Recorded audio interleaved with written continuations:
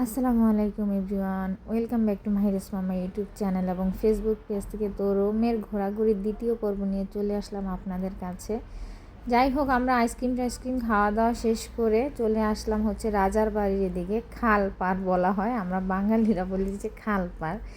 অনেক বড় একটা খাল, মানে নদীর মতো ছোটোখাটো একটা খাল, তো বাংলাদেশে চিনেনি। তো আসলে এখানে এসে মূলত একটু রেস্ট নিচ্ছিলাম, কারণ অনেক দূর হেঁটেছি। আর মাহিরা মানে বাসে উঠে মানে ওর বমি বমি লাগতেছিল। তো এই যে বিল্ডিংগুলো দেখতেছেন না, এই বিল্ডিংগুলো দেখার জন্য এখানে আসে, রাজার বাড়ি দেখার জন্য। যাই হোক, মাহিরা এখন একটু ফ্রেশ ফ্রেশ লাগতেছে, আর এখন একটু ঠান্ডা ঠান্ডা পড়তেছিল, তো আমাদের কাছেও ভালো লাগতেছিল এখন হাঁটতে। ওই সময়টা অনেক গরম ছিল, তার মধ্যে আবার বাসে উঠলেও মানে গরমই লাগে, ওরা হিটার ছেড়ে রাখেন। তো এর জন্য বেশি অস্থির অস্থির করতেছিল মেয়েটা। যাই হোক, ওকে নামিয়ে তারপরে আমরা রেস্ট টেস্ট করে আসলে ভ্যাটিকান সিটিতে যাওয়ার কথা ছিল, ওইখানে প্রোগ্রাম আমরা ক্যান্সেল করে দিছি। দিয়ে তারপরে রোমের আশেপাশে যে জায়গাগুলো আছে তো এগুলো ঘুরবো আর কি। তো এখান থেকে উদ্দেশ্য হলো যে আমরা ফোন্তানা দি ট্রেভেদি যাব। আর এটা হচ্ছে অনেক পুরানো একটা বিল্ডিং, মানে 100 বছরের উপরে নাকি বয়স এটা। তো এখানে ঘোরাফেরা করার জন্য মানুষ আসে, ছবি তোলার জন্য আসে। তো আমার দেবর মাহফুজ বলতেছিল, ভাবি এই জায়গাটার ছবি তোলেন, এখানে ভিডিওটা নেন। এখানে অনেক মানুষ আসে, আজকে তো মঙ্গলবার ছিল, এর জন্য মানুষ কম। তো আমরা আসলে যেদিন গিয়েছিলাম ওটা হচ্ছে মঙ্গলবার। এই হচ্ছে এটার যে নাম, হ্যাঁ, এখানে খোদাই করা আছে। তো অনেক হাঁটাহাঁটি করার পরে এক বাঙালি ভাইয়ের সাথে দেখা হলো। আসলে সব হচ্ছে যে আমার দেবর মাহফুজ ভাইয়ের সাথে পরিচিত। উনি মাঝে মধ্যে ব্যবসা বাণিজ্য করার জন্য এই সাইডটাতে আসে। তো সবার কাছে দুঃখিত আমার ব্যাকগ্রাউন্ড সাউন্ডের জন্য, কারণ হচ্ছে আমার এখান দিয়ে মেন রাস্তার সাথে বাসা, এর জন্য হচ্ছে যে এরকম যায়। তো এরকম রাস্তার দুপাশে মেনু সাজানো থাকে, টেবিল সাজানো থাকে, যার যে ইচ্ছা খাবেন। তো এখানে আরেকটা বাঙালি ভাইয়ের সাথে পরিচিত হলো। তো ওনার মানে অনুমতি নিয়ে ওনার রেস্টুরেন্টের ভিতরে যে হচ্ছে যে মাহিরা একটু ওয়াশরুম সেরে আসছিল আর কি। আর এখানে অনেক বাঙালি বেশি, বাঙালিদের সাথে থাকতে থাকতে বিদেশিরাও এখন অনেকটা বাঙালি শিখে গেছে, আমাদেরকে বলতেছে কেমন আছো বন্ধু।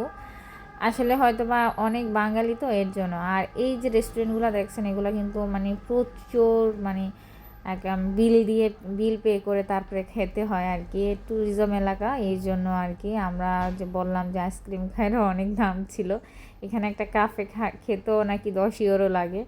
তো ওই জন্য আমার হাজব্যান্ড সেদিন কাফেও খায়নি। আসলে উনি বলতেছে এখানে খাবো কেন, সামনে যেয়ে খাবো। তো যাই হোক, ওইখান থেকে ঘুরে ফিরে আমরা চলে আসলাম হেঁটে হেঁটে সংসদ ভবনের এদিকে।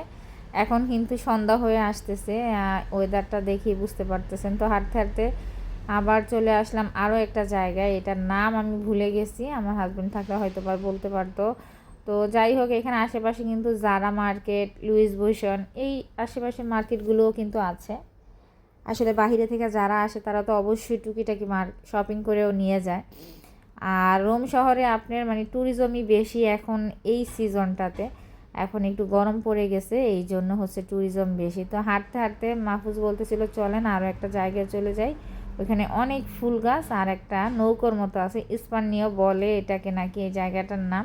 আমার ভুল হতে পারে, কারণ আমি আসলে এখনও ইতালিয়ান ভাষাটা ক্লিয়ারলি, মানে আমার সামনে কেউ বললেও আমার বুঝতে এখনও কষ্ট হয়, মানে ক্লিয়ারলি হয় না। আবার কিছু ভাষা ক্লিয়ার বুঝতে পারি আর কি। তো এই যে এখানে এসে অনেকে আড্ডা দিচ্ছে, ছবি তুলতেছে, ভিডিও করতেছে। আর এই যে দেখেন ফুল গাছ, উপরে গিয়েও অনেকে ছবি তোলে।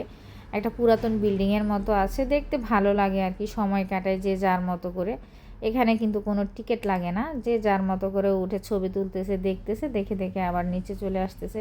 তো যেহেতু আমরা অনেকটা পথ হেঁটেছি, আমরা অনেক টায়ার্ড ছিলাম, তো আমরা আর এটার ভিতরে যাইনি। তো এখন হচ্ছে যে আমরা চলে যাব অন্য একটা জায়গায়। তো এই তো হাঁটার গাড়ি শুরু করতে হবে। তো এই যে হাঁটতে হাঁটতে চলে আসলাম আর কি, যে মেন উদ্দেশ্য ছিল এখানে আসার, ফন্তানা দি ট্রেভেদি। তো এখানে চলে আসলাম, এখানে ভিউটা সুন্দর ছিল অনেকটা, যেটা সত্যি কথা। এখানে আসলো আপনার চোখ জুড়িয়ে যাবে মূর্তিগুলো আসলে কি সব হচ্ছে মূর্তি, মানে যে আর কি যেইভাবে সৌন্দর্যটা নিতে পারে। পানি পড়ে ঝর্ণার মতো, মানুষ টিকিট দিয়ে ভিতর নিচে যে আর কি ছবি টবি তোলে, কেউ পয়সা ফালায়, এই আর কি। এখানে কিন্তু অনেক গার্ডও থাকে, এই হচ্ছে। তো এই তো আমাদের ঘোরাঘুরি ছিল।